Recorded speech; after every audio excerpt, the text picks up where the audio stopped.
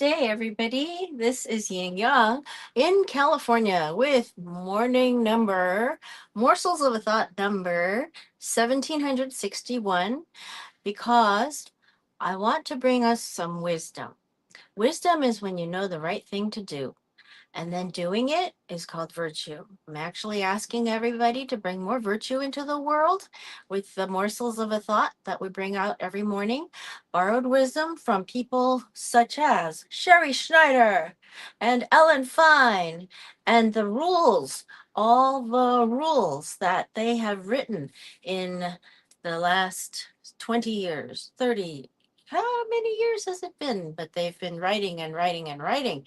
The last 2 years, they came out with another book.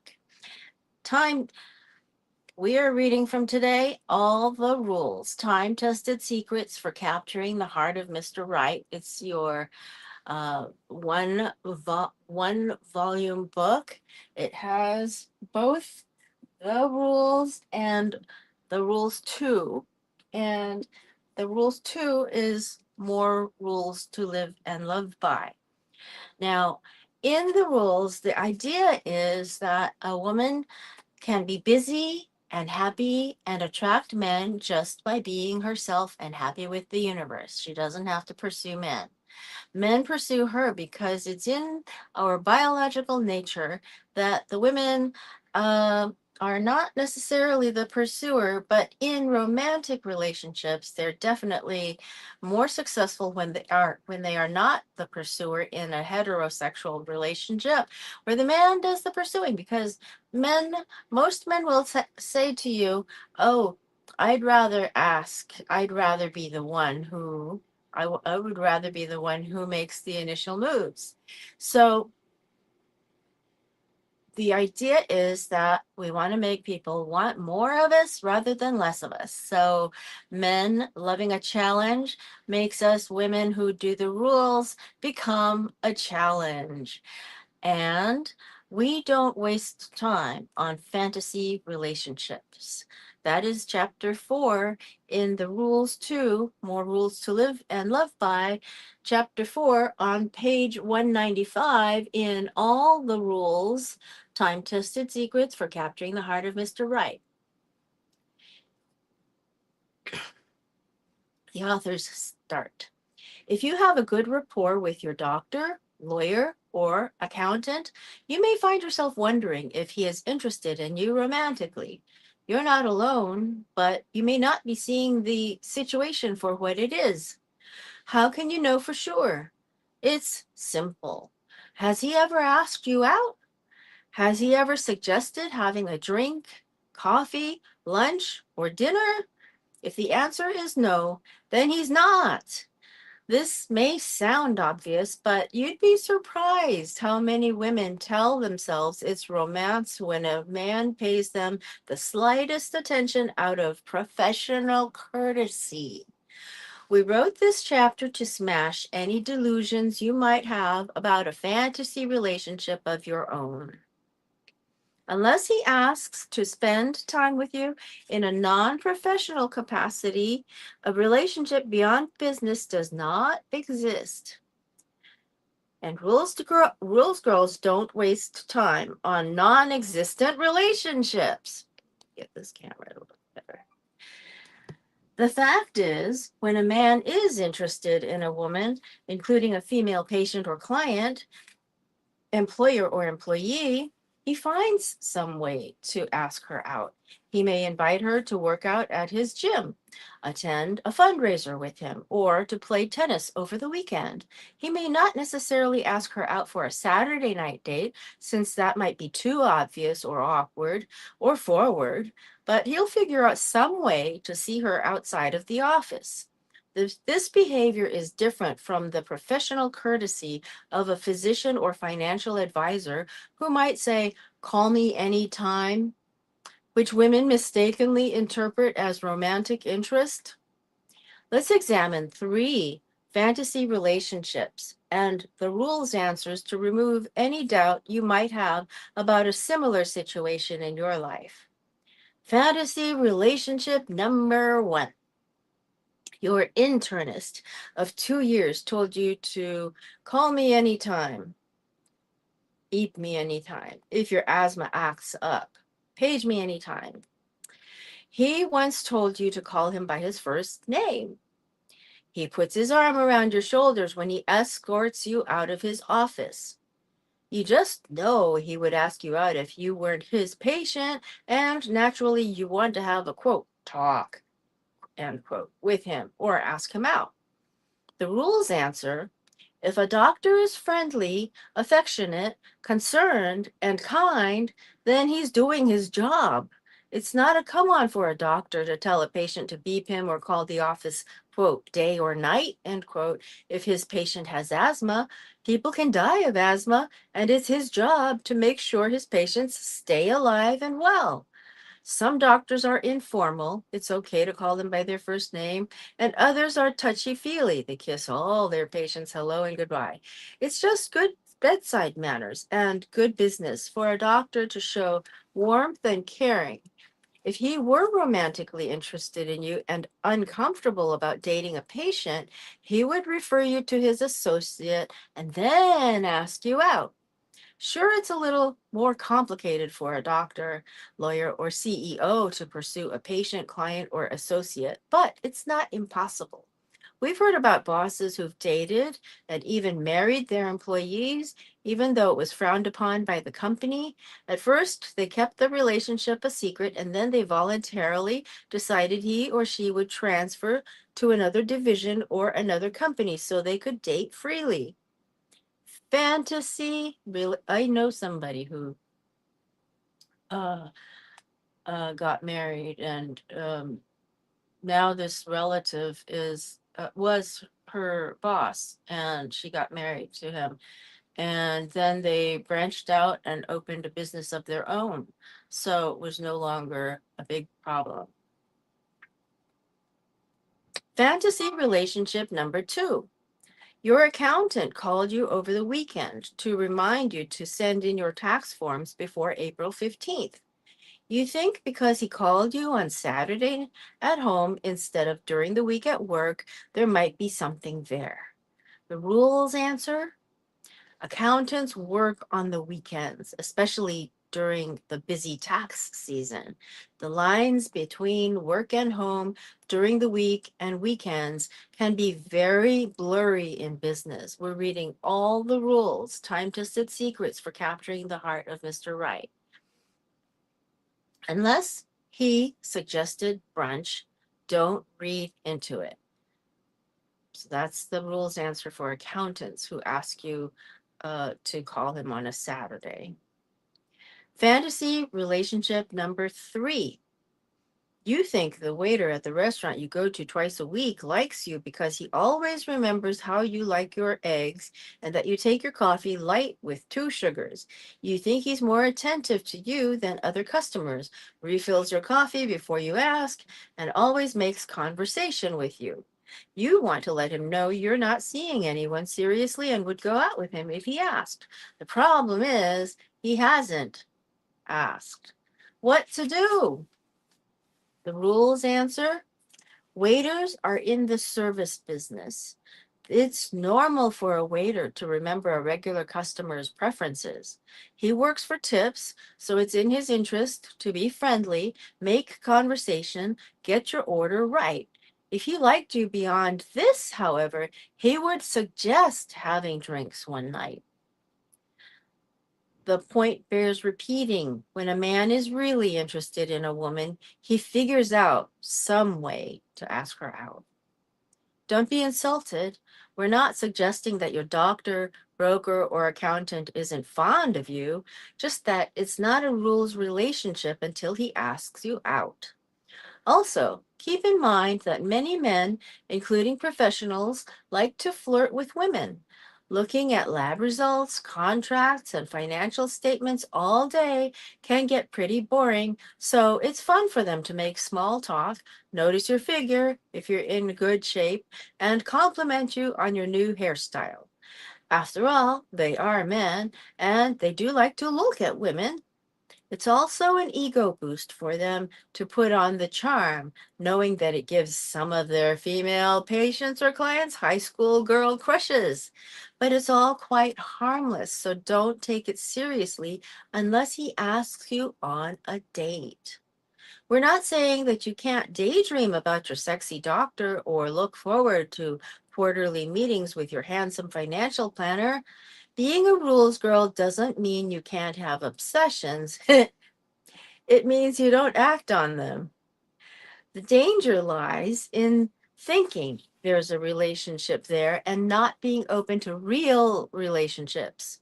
Women who are absorbed in fantasy relationships usually don't have real ones. Ask yourself, are you doing everything to meet the men, or are you living for the day when your dream lover asks you out? You're less likely to place a personal ad, sign up with a dating service, or take that singles ski trip if you believe you're in a relationship. Remember, rules girls know they're either dating a man or not. There's nothing in between. So, if you thought your broker or lawyer was interested in you, but after reading this chapter, you realize he may like you but not romantically, try to accept the truth instead of fighting it. Your first impulse may be to clear the air, be open and honest, ask him if he has feelings for you, but isn't acting on them because of your professional relationship. You might want to write him a note, or worse, a long letter explaining how you feel. Don't. First, that's not the rules. He must initiate any such talk. Second, nothing good will come of it. If you talk to him and he tells you that you misread his politeness and that he's just as nice to every other client or patient, you'll feel foolish and hurt, not to mention embarrassed about seeing him again professionally. If, on the other hand, he tells you he is attracted to you but has decided not to pursue the relationship because he's involved with someone else or more interested in you as a client or patient than a lover, you're not much better off. You have the ego satisfaction of knowing that he's attracted to you, but so what? You still don't have a Saturday night date, much less a relationship. And it's hollow victory anyway, because if he was really crazy about you, and why would a rules girl settle for anything less? He would rather date you than just have a professional relationship with you. So, if you can't tell him how you feel, what can you do? The rules. Look your best whenever you see him. End all phone calls or meetings first. Show no interest in him personally. Don't send him holiday cards if you mistakenly thought that would make him think about you in a different light, or invite him to your New Year's Eve party to pave the way from a professional relationship to a social one. Don't buy him a tie for Christmas or bake him cookies for the holidays. Gifts don't make men think about women or ask them out. Try to treat him as you would an elderly or unattractive man, not the handsome hunk you think he is, someone you wouldn't think twice about, much less bake brownies for. Doing the rules won't make him ask you out if he was never going to, but it will keep you from wasting time baking cookies and writing notes to men who aren't interested in you. Boom. You'll have more self esteem. Of course, the best thing you can do is try to meet other men.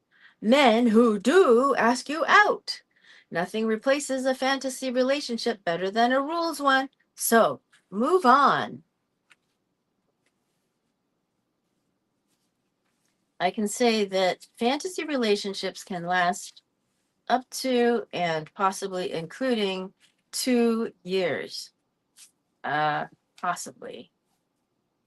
Here, I'm trying to find a shorter one now.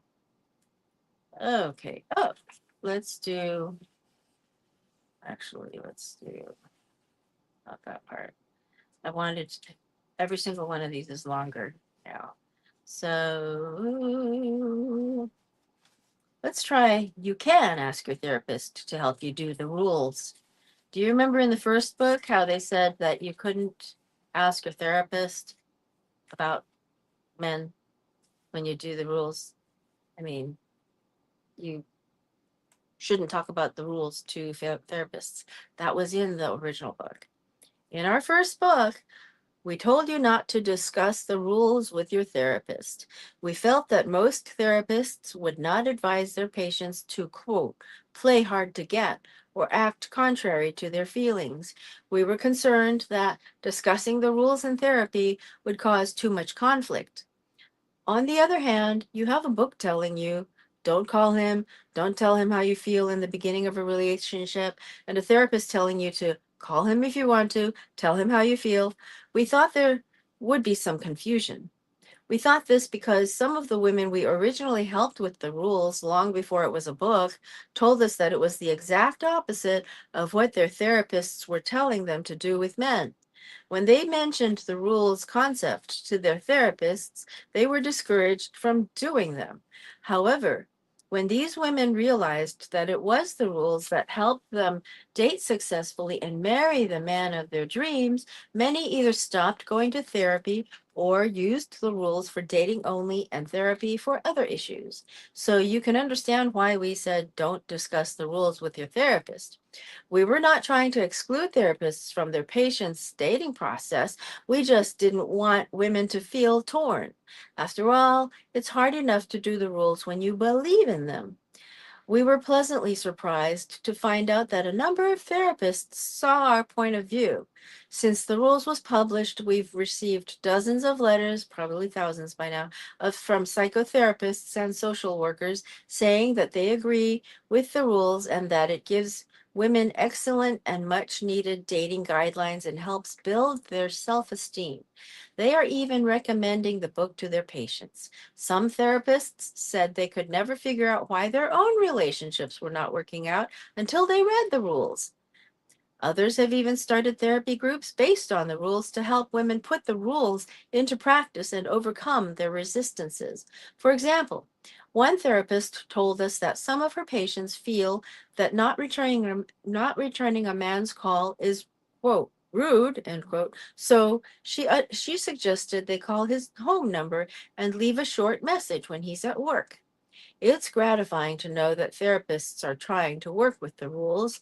Therapists agree with us that such details matter. They admit that therapy has been warm and fuzzy about what to do and not to do, and that the rules fills a void. They have come to see that the rules is not just a dating book with lots of do's and don'ts, but a way of building a full life and dating with self-esteem. According to a therapist in the Midwest, before the rules, many women were clueless. They gave too much too soon. They got involved too quickly and then were devastated. The rules takes the guesswork out of dating. It gives women boundaries. Before the rules, women were unsure how much to show or give a man. Now there are no more 5-hour phone conversations. Six, or visiting a man often because you're a flight attendant and it's free. Now women have to take responsibility for their actions. That's what she says here. She said, this therapist has found the rules particularly helpful in guiding women in the early stages of a relationship to, quote, control their impulse to be the aggressor, to say the first word, end quote. She advises them to, quote, let things happen, end quote. A New York therapist also praised the rules for daring to tell the truth. You are right. Men say that they want someone who lets her needs be known, who is honest and upfront.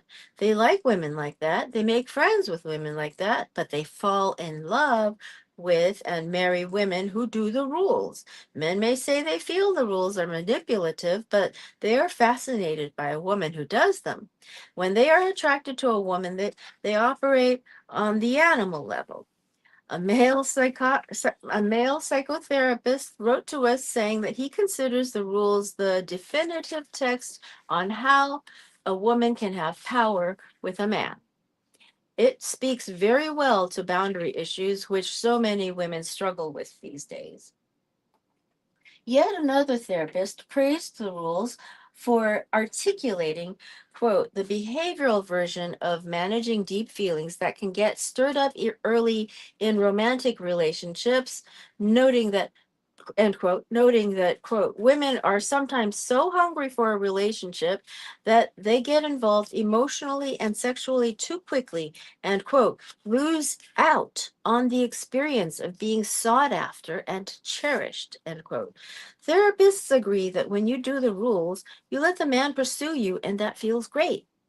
In defense of psychotherapy, one therapist pointed out that what goes on in sessions, the degree of honesty and openness encouraged, was never meant to be practiced on dates. That was never the intention of therapy. Perhaps therapists assumed patients would know they should not tell all on a date. What therapists didn't realize was that their patients were in fact sharing very deep feelings on the second or third date. Before the rules, some women just didn't realize how inappropriate that was. They simply were never told not to. So, the idea the authors are speaking of is no TMI on dates, right? No TMI anywhere, actually, right? TMI, by definition, that's too much information for the context of the relationship. Back to the authors. To make our point clear, pretend you are seeing a therapist who specializes in weight loss. In the session, you talk about all the feelings, frustrations, and situations that make you want to overeat. Fine, as long as when you leave this office, you don't head for the donut shop. It's the same with the rules. Talk to your therapist about how you want to marry a man that you've dated twice. Just don't tell him. Of course, there are therapists out there who don't believe in the rules. We have no interest in changing anyone's mind. We tell women, try whatever approach you like, whatever works for you. The rules have worked for us and countless other women. Assuming you believe in the rules and your therapist is not against it, there should be no conflict between the rules and therapy as long as you do the rules after you leave the therapist's office. Use therapy to talk about your feelings and dating history. Discuss how you get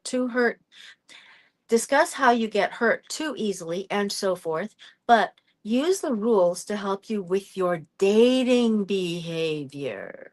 That means if you feel a strong desire to call a man you just started seeing after discussing the relationship in therapy for an hour, don't call him and don't tell him on your next date how your session went.